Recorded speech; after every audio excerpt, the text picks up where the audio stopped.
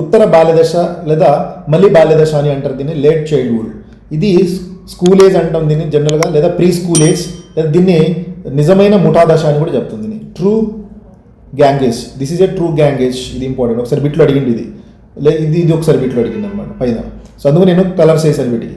ముఠా దశ ఏది కింది వాటిలో అంటే ఉత్తర బాల్యదశ లేదా మళ్ళీ బాల్యదశ. ఈ క్వశ్చన్స్ అన్ని కూడా నేను నా వాట్సాప్ కమ్యూనిటీ గ్రూప్లో అలాగే యూట్యూబ్ కమ్యూనిటీ గ్రూప్లో కూడా పోస్ట్ చేశాను. చాలామంది కరెక్ట్ ఆన్సర్సే పెట్టారు. ఒక 40%, 39% మాత్రమే కరెక్ట్ ఆన్సర్స్ పెట్టారు. సో కాబట్టి చాలా జాగ్రత్తగా వీడియో వినండి. ఈ కంటెంట్ కొంచెం మనకి ఎగ్జామినేషన్ పాయింట్లో చాలా ఇంపార్టెంట్ అనమాట. సో అలాగే ఇక్కడ అనుకరణ దశ అని కూడా అంటాం. ప్రీ స్కూల్ ఏజ్ అనమాట ఇది, ఎలిమెంటరీ స్కూల్ ఏజ్ అని కూడా అంటారు దీన్ని. అలాగే అనుకరణ దశ ఇవన్నీ కూడా అంటారు. వీటికి పేర్లు అనమాట, వివిధ రకాల పేర్లు ఇవి, గుర్తుపెట్టుకోండి ఇక్కడ. అలాగే ఇక్కడ ఏంటంటే సామాజిక నైపుణ్యాలు పిల్లవాళ్ళు పెరుగుతాయి. అంటే రిలేషన్స్ బిల్డ్ చేసుకుంటాడు.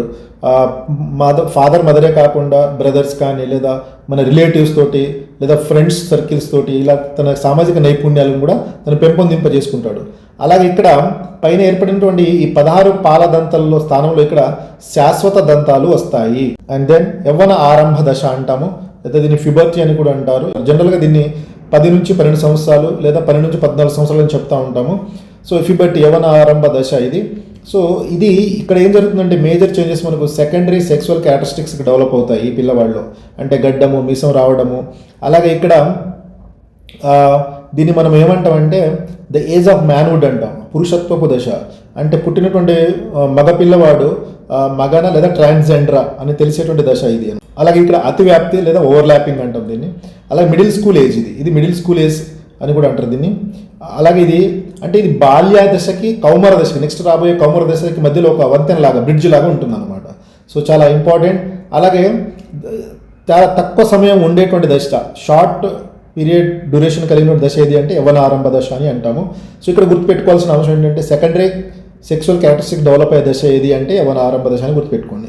అండ్ నెక్స్ట్ మనకు యవ్వన దశ అంటాం, లేదా టీనేజ్ అంటాం దీన్ని మనం, లేక దీన్ని తొలి కౌమార దశ లేదా పూర్వ కౌమార దశ అని కూడా అంటాం, ఎర్లీ అడాలసెన్స్. ఇది 13 to 17 years are 14 to 18 years అని చెప్తాము. అంటే ఒక్కొక్క బుక్ ఒక రకం ఉంటుంది. జనరల్గా 13 to 17 ఆర్ 14 to 18 years అని చెప్తాం దీన్ని మనము. సో ఇది ఏంటంటే ఐడెంటిటీ క్రైసిస్ ఉన్నటువంటి దశ.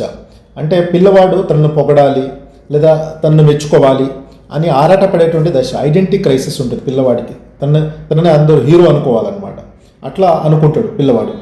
అలాగే స్నేహితులతోటి ఎక్కువ అంటే పీర్ గ్రూప్ యాక్సెప్టెన్సీ అంటాం దీన్ని.